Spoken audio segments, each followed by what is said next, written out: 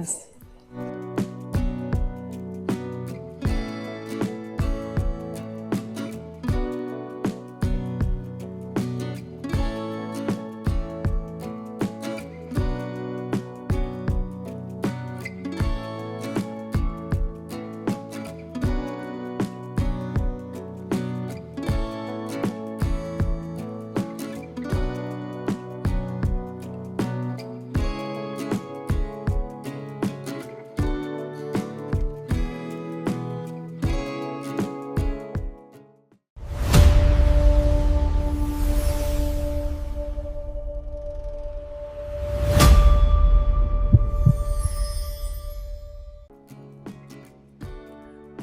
ನಮಸ್ಕಾರ, ಎಲ್ಲರೂ ಹೇಗಿದ್ದೀರಾ?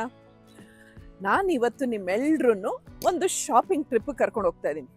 ಶಾಪಿಂಗ್ ಅಂದ ತಕ್ಷಣ ಯಾವುದೋ ಮಾಲ್ಗಲ್ಲ, ಇಲ್ಲೇ ನಮ್ಮ ಅಪಾರ್ಟ್ಮೆಂಟಲ್ಲೇ ಇರೋ ಒಂದು ಕನ್ವೀನಿಯನ್ಸ್ ಸ್ಟೋರ್ಗೆ. ನಮ್ಮಲ್ಲಿ ಒಂದು ಇಂಟ್ರೆಸ್ಟಿಂಗ್ ರೂಲ್ ಇದೆ. ಯಾರಿಗೆ ಯಾವ ಸಾಮಾನು ಬೇಕು ಅಥವಾ ಮನೆಗೆ ಏನು ಸಾಮಾನು ಬೇಕು ಅಂತ 3 ಜನ ಕೂತ್ಕೊಂಡು ಒಂದು ಲಿಸ್ಟ್ ಮಾಡ್ತೀವಿ. ಆಮೇಲೆ ಆ ಲಿಸ್ಟ್ನ ಸುಬ್ಬಿ ಕುಟ್ಟಿ ತೊಗೊಂಡು ಹೋಗಿ ಶಾಪ್ ಮಾಡ್ಕೊಂಡು ಬರೋಳು. ಆದರೆ ಆ್ಯಕ್ಚುಲಿ ಏನಾಗಕ್ಕೆ ಶುರುವಾಯಿತು ಗೊತ್ತಾ? ಶಾಪಿಂಗ್ ಲಿಸ್ಟಲ್ಲಿರೋ ಸಾಮಾನ್ಗಿಂತ ಲಿಸ್ಟಲ್ಲಿ ಇಲ್ಲದೆ ಇರೋ ಸಾಮಾನುಗಳೇ ಜಾಸ್ತಿ ಬರೋಕ್ಕೆ ಶುರುವಾಯಿತು. ಈಗ ಅದಕ್ಕೆ ಕತ್ರಿ ಹಾಕಿ ನಾನೇ ಸಾಮಾನು ತರಕ್ಕೆ ಹೋಗ್ತಾ ಇದ್ದೀನಿ. ನಿಮ್ಗಳ ಮೊದಲು ಇದೇ ಪ್ರಾಬ್ಲಮ್ಮಾ?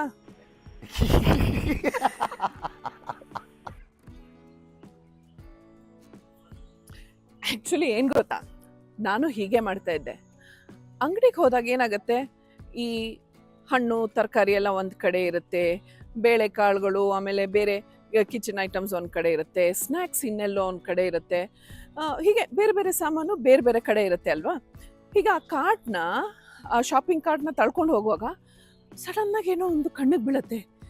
ಹೇ ಹೌದಲ್ವಾ, ಇದನ್ನು ತೊಗೊಂಡ್ರೆ ಇದು ಆಫರ್ ಇದೆ, ಸರಿ ತೊಗೊಂಬಿಡೋಣ, ಉಪಯೋಗಕ್ಕೆ ಬರುತ್ತೆ ಅಂತ ಎತ್ತಿಟ್ಕೊಳ್ಳೋದು. ಆಮೇಲೆ ಇನ್ನೊಂದು ಚೂರು ಮುಂದಕ್ಕೆ ಹೋದರೆ ಇನ್ನೇನೋ ಒಂದು ಕಾಣಿಸುತ್ತೆ. ನಾನು ಅವತ್ತಿಂದ ಈ ರೆಸಿಪಿ ಟ್ರೈ ಮಾಡಬೇಕು ಅಂತಿದ್ದೆ ಅಲ್ವಾ, ನೋಡು ಕರೆಕ್ಟಾಗಿ ಇವಾಗ ಜ್ಞಾಪಕ ಬಂತು ಇದು ಐಟಮ್ ನೋಡಿದ್ಮೇಲೆ ಅಂತ, ಅದನ್ನು ತೆಗೆದಿಟ್ಕೊಳ್ಳೋದು. ಹೀಗೆ ನಾವು ತಗೋಬೇಕಾಗಿರೋ ಐಟಮ್ಸ್ಗಿಂತ ಈ ಥರ ಬೇರೆ ಬೇರೆ ಎಲ್ಲ ಕಣ್ಣಿಗೆ ಬಿದ್ದು ಅದೆಲ್ಲವನ್ನು ಕಾರ್ಟಿಗೆ ಲೋಡ್ ಮಾಡ್ಕೊಳ್ಳೋದು. ಆಮೇಲೆ ಕಷ್ಟಪಟ್ಟು ತಳ್ಕೊಂಡು ಬಿಲ್ಲಿಂಗಿಗೆ ಹೋದಾಗ ಬಿಲ್ ಮಾಡಿಸೋಗ ಅಯ್ಯೋ ಇಷ್ಟೊಂದಾಗೋಯ್ತಾ ಬಿಲ್ಲು ಅಂತ ಅನ್ಸೋದು. ಯಾವ್ದಾರು 1-2 ಸಾಮಾನು ತೆಗೆದು ಬಿಡೋಣಪ್ಪ ಅಂತ ಕೈ ಹಾಕಿದ ತಕ್ಷಣ ಬೇಡ ಅಲ್ವಾ, ಈ ಪ್ರಾಡಕ್ಟ್ ತೊಗೊಂಡ್ರೆ ಅದಕ್ಕೆ ಇನ್ನೊಂದು ಫ್ರೀ ಇದೆ, ಆಮೇಲೆ ಇದಕ್ಕೇನೋ 50% ಆಫರ್ ಇದೆ, ಇನ್ನೊಂದಕ್ಕೆ ಇನ್ನೇನೋ ಇದೆ ಅಂತ ಹೀಗೆ ಎಲ್ಲ ಯೋಚನೆ ಮಾಡಿದಾಗ ತಲೆ ಕೆಟ್ಟೋಗಿ ಬೇಡ ಬಿಡು ಅತ್ಲಾಗೆಲ್ಲ ತೊಗೊಂಡು ಹೋಗಿ ಮಾಡಿದ್ರಾಯ್ತು ಅಂತ ಬಿಲ್ ಮಾಡಿಸಿ ತೊಗೊಂಬರೋದು. ಆಮೇಲೆ ಮನೆಗೆ ತಂದಮೇಲೆ ನೀಟಾಗೆಲ್ಲ ಸ್ಟೋರ್ ಮಾಡಾದ್ಮೇಲೆ ಮರ್ತು ಹೋಗೋದು. ಯಾವತ್ತೋ ಒಂದಿನ ಸಡನ್ನಾಗಿ ಜ್ಞಾಪಕ ಬರೋದು, ಹೌದಲ್ವಾ ಅದು ತಂದಿದ್ದೆ ನಾ ಮಾಡೇ ಇಲ್ಲ, ಸರಿ ಇವತ್ತು ಮಾಡೋಣ, ಇವತ್ತು ಮಾಡೋಕ್ಕೆ ಟೈಮ್ ಇಲ್ಲ, ನಾಳೆ ಮಾಡೋಣ ಬಿಡು ಅಂತ ಹೀಗೆ ಆಗಿ ಅದು ಕೊನೆಗೆ ಮರ್ತೇ ಹೋಗಿರುತ್ತೆ. ಯಾವತ್ತೋ ಒಂದಿನ ಮೂಡ್ ಬಂದು ಟೈಮ್ ಇದ್ದು ಸರಿ ಇವತ್ತು ಮಾಡೇ ಬಿಡೋಣ ಅಂತ ನೋಡಿದಾಗ ಅದು ಎಕ್ಸ್ಪೈರ್ ಆಗೋಗಿರುತ್ತೆ. ಈ ಥರ ಬೇಕಾದಷ್ಟು ಹಾಳು ಮಾಡಿದ್ದೀನಿ. ಆಮೇಲೆ ನನಗೆ ಬುದ್ಧಿ ಬಂದಿದ್ದು, ಅದಕ್ಕೆ ಈಗ ಸ್ಟ್ರಿಕ್ಟಾಗಿ ಹೀಗೆ ಎಲ್ಲ ತಂದು ಪೇರಿಸಿ ಇಟ್ಕೊಳ್ಳಲ್ಲ. ಯಾವಾಗ ಏನು ಬೇಕೋ ಅದನ್ನು ಮಾತ್ರ ತೊಗೊಂಬಂದು ಉಪಯೋಗಿಸ್ತೀನಿ. ಖಾಲಿ ಆಯ್ತಾ ಮತ್ತೆ ಹೋಗಿ ಬರ್ತೀನಿ. ನನಗೇನೋ ಬುದ್ಧಿ ಬಂತು, ಆದರೆ ನಮ್ಮ ಸುಬ್ಬಿ ಕುಟ್ಟಿ ಇನ್ನೂ ಕಲ್ತಿಲ್ಲ.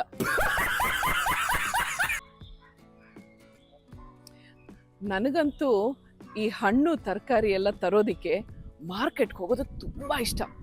ಎಸ್ಪೆಷಲಿ ನಮ್ಮ ಮಲ್ಲೇಶ್ವರಂ 8th ಕ್ರಾಸಲ್ಲಿ ಆ ರೋಡಲ್ಲಿ ಹೋಗ್ತಾ ಇದ್ರೇ ಸಾಕು. ಒಂದು ಕಡೆ ಕೆಂಪಗೆ ಟೊಮೆಟೊ ಎಲ್ಲ ಜೋಡಿಸ್ಕೊಂಡಿರ್ತಾರೆ, ಇನ್ನೊಂದು ಕಡೆ ಬಿಳಿ ಕಲರ್ ಮೂಲಂಗಿ, ಇನ್ನೊಂದು ಕಡೆ ಎಂಥ ಒಳ್ಳೆ ಹಸಿರು ಬಣ್ಣ ಆ ಸೊಪ್ಪುಗಳು, ತರಹಾವರಿ ಸೊಪ್ಪುಗಳು, ಅದರಲ್ಲೂ ಎಷ್ಟೊಂದು ಕಲರ್ಸ್ ಇದೆ.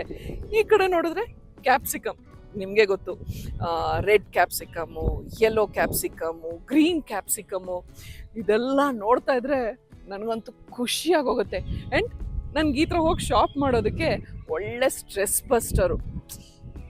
ಬಟ್ ನನಗೆ ಹಾಗೆಲ್ಲ ಮಾರ್ಕೆಟಿಗೆ ಹೋಗೋದಕ್ಕಾಗೋದಿಲ್ಲ. ನಿಮಗೆ ಗೊತ್ತಲ್ಲ, ಹಂಗೆ ಹೋದರೆ ಜನ ಎಲ್ಲ ಮುತ್ಕೋತಾರೆ, ಮಾತಾಡಿಸ್ತಾರೆ, ಫೋಟೋ ಅಂತಾರೆ. ಆಗ ಅಲ್ಲಿ ವ್ಯಾಪಾರ ಮಾಡ್ತಾರೋರು ಅವ್ರಿಗೂ ತೊಂದರೆ, ಅಂಗಡಿಯವ್ರಿಗೂ ತೊಂದರೆ, ನನಗೂ ನಾನು ಹೋಗಿದ್ದು ಕೆಲಸ ಮಾಡೋಕ್ಕಾಗಲ್ಲ. ಅಪ್ಪಪ್ಪ ಅಂದರೆ ಅದು ತುಂಬ ಹಿಂದೆ ಒಂದು 3-4 ಸಲ ಮಾರ್ಕೆಟ್ಗೆ ಹೋಗಿದ್ದೀನೋ ಏನೋ. ಈಗ ಇಲ್ಲಿ ಈ ಕನ್ವೀನಿಯನ್ಸ್ ಸ್ಟೋರ್ಗೆ ಹೋಗಿ ಅದೇ ತರಕಾರಿಗಳನ್ನೆಲ್ಲ ನೋಡಿ ಖುಷಿ ಪಟ್ಕೊಂಡು ಶಾಪ್ ಮಾಡ್ಕೊಂಡು ಬರ್ತೀನಿ.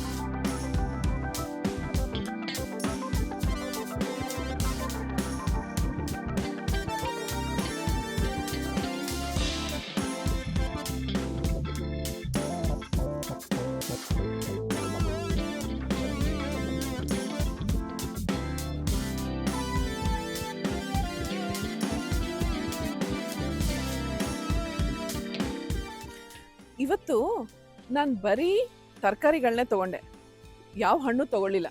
ಏಕೆಂದರೆ ಗೋವರ್ಧನು ನನ್ನ ಆಫೀಸಿಂದ ಬರ್ತಾ ಹಣ್ಣುಗಳು ತರಿಸ್ತೀನಿ ಅಂತ ಹೇಳಿದ್ರು, ಅಲ್ಲಿ ಫ್ರೆಶ್ ಆಗಿ ಸಿಗತ್ತೆ. ಅದಕ್ಕೆ ಇವತ್ತು ಬರೀ ಕ್ಯಾರೆಟೇ ಜಾಸ್ತಿ ತೊಗೊಂಡಿದ್ದು.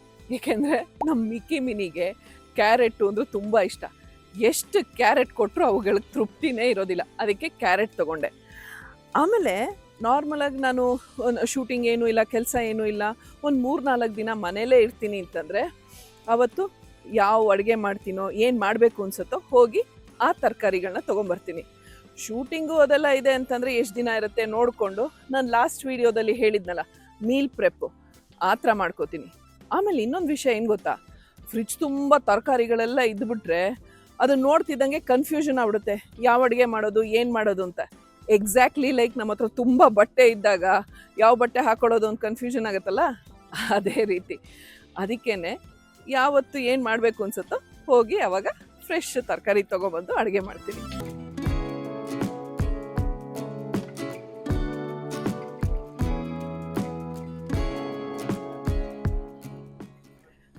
ಆಮೇಲೆ ಇನ್ನೊಂದು ಟಿಪ್ ಹೇಳ್ತೀನಿ. ಅಫ್ಕೋರ್ಸ್ ಇದು ನಿಮ್ಗೆಲ್ರಿಗೂ ಗೊತ್ತೇ ಇರುತ್ತೆ, ಯಾವ್ಯಾವ ಸೀಸನ್ನಲ್ಲಿ ಯಾವ್ಯಾವ ತರಕಾರಿ ಹಣ್ಣು ಸಿಗುತ್ತೋ ನಾವುಗಳು ಅದನ್ನೇ ಬಳಸಬೇಕು. ಯಾಕೆಂದರೆ ಅದು ನಮ್ಮ ದೇಹಕ್ಕೆ ಒಳ್ಳೆಯದು.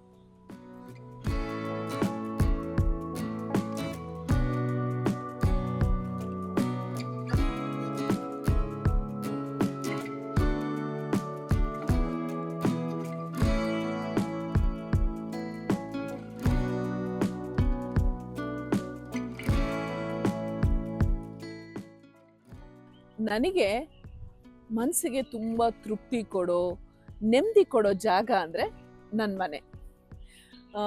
ಎಸ್ಪೆಷಲಿ ಈ ಅಪಾರ್ಟ್ಮೆಂಟಲ್ಲಿ ಇಲ್ಲಿ ಈ ಎನ್ವೈರ್ಮೆಂಟ್ ಇರ್ಬೋದು, ಎಲ್ಲೇ ನೋಡಿದ್ರು ಹಸಿರು, ಗಿಡ, ಮರ, ಹೂವು, ನೀರು, ವಾಟರ್ ಬಾಡೀಸು ಎಲ್ಲ.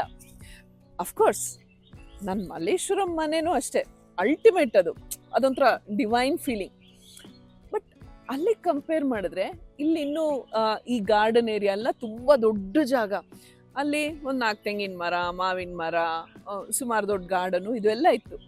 ಬಟ್ ಇಲ್ಲಿ ನೋಡಿ, ಎಲ್ಲೆಲ್ಲಿ ನೋಡಿದ್ರು ಅಷ್ಟೇ ನಿಮಗೆ ಹಸಿರು ಕಾಣುತ್ತೆ. ಹಾಗೇನೆ ತರಾವರಿ ಥರ ಹೂಗಳು, ಗಿಡಗಳು, ಆ್ಯಂಡ್ ಏನಂತಾರೆ ವಾಕಿಂಗ್ ಅದೆಲ್ಲ ಮಾಡೋದಕ್ಕೆ ದೊಡ್ಡ ಜಾಗ. So I like it here.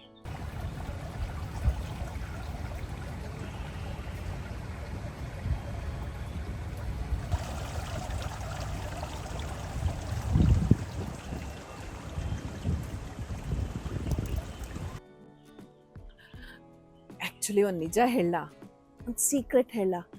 ಏನು ಗೊತ್ತಾ, ನನಗೆ ಹೀಗಿಲ್ಲೆಲ್ಲ ನಡ್ಕೊಂಡು ಹೋಗಿ ಕನ್ವೀನಿಯನ್ಸ್ ಸ್ಟೋರ್ಗೆ ಹೋಗೋದೊಂದು ನೆಪ ಅಷ್ಟೆ. ಯಾಕೆಂದರೆ ಈ ಅಟ್ಮಾಸ್ಫಿಯರಲ್ಲಿ ನಡೆಯೋದಕ್ಕೆ ಅಂದರೆ ನನಗೆ ತುಂಬ ಇಷ್ಟ. ಅದಕ್ಕೆ ಏನು ಮಾಡ್ತೀನಿ ಗೊತ್ತಾ, ಒಂದು ಪುಟಾಣಿ ಬ್ಯಾಗ್ ಹಿಂಗೆ ತೊಗೊಂಡೋಗ್ತೀನಿ, ಹೋಗಿ ಒಂದು ಎರಡೆರಡೇ ಐಟಮ್ ತೊಗೊಂಬರೋದು. ಆಮೇಲೆ ಅಯ್ಯೋ ಇನ್ನೊಂದು ಏನೋ ಮರ್ತೋಯ್ತು ಅಥವಾ ಇನ್ನೊಂದು ಸಾಮಾನು ಬೇಕಾಗಿತ್ತು ಅನ್ನೋದು, ಸೊ ಮತ್ತೆ ಹೋಗೋದು. ಇಲ್ಲಿ ನಡೆಯೋದಕ್ಕೋಸ್ಕರ ನಾನು ಹಾಗೆ ಮಾಡ್ತೀನಿ.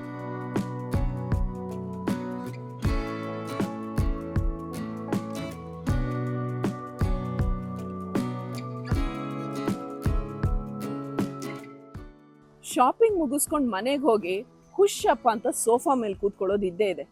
ಆದರೆ ಈ ರೀತಿ ಸ್ವಲ್ಪ ಹೊತ್ತು ವಾಕ್ ಮಾಡಿ ನೇಚರಲ್ಲಿದ್ದರೆ ನಮ್ಮ ಮೈಂಡ್ಗೆ ಬಾಡಿಗೆ ಸ್ವಲ್ಪ ರಿಲ್ಯಾಕ್ಸ್ ಆಗುತ್ತೆ. ಆ್ಯಕ್ಚುಲಿ ಏನು ಗೊತ್ತಾ, ನೇಚರ್ ನಮಗೆ ಕೊಟ್ಟಿರೋ ಫ್ರೀ ಮೆಡಿಸಿನ್ ಇವೆರಡು. ಇತ್ತೀಚೆಗಂತೂ ಯಾರು ನೋಡಿದ್ರು ಯಾವಾಗಲೂ ಮೊಬೈಲ್ ಸ್ಕ್ರೀನ್ ನೋಡಿಕೊಂಡು ಸ್ಕ್ರೋಲ್ ಮಾಡ್ತಾನೆ ಇರ್ತಾರೆ. ಅದನ್ನು ಮಾಡೋದು ಬಿಟ್ಟು ಈ ರೀತಿ ಮರ, ಗಿಡ, ಪಕ್ಷಿ, ಆಕಾಶ, ಹೂಗಳು ಇದೆಲ್ಲ ನೋಡ್ತಾ ಇದ್ರೆ ಎಷ್ಟು ಹಾಯಾಗಿರುತ್ತೆ, ಎಷ್ಟು ಮನಸ್ಸು ದೇಹ ರಿಲ್ಯಾಕ್ಸ್ ಆಗುತ್ತೆ ಅಲ್ವಾ? ಟ್ರೈ ಮಾಡಿ ನೋಡಿ.